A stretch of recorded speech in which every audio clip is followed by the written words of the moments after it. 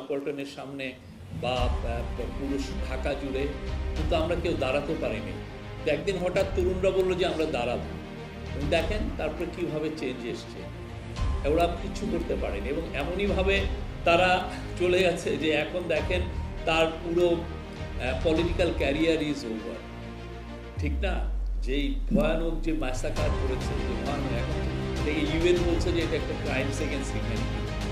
আপনি যখন 1400 জন লোক মারবেন, তার 13% যখন শিশু, যাদের আহাদের বয়স ছিল 4 বছর, সেখানে তো সবাই ক্রাইমস এগেন্স্ট হিউম্যানিটি হবে। পুরো শেষ চলে গেছে তার পার্টি। এখন দেখেন আপনারা বলেন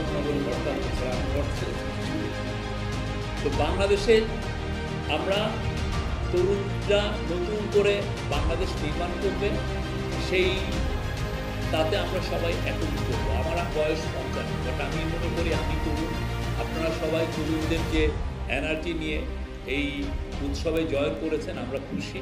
এবং সামনে যাতে এই আপনাদের উদ্দীপনাটা, আপনাদের যে পার্টিসিপেশন পুরোটা থাকে, সেটা আমরা চাই।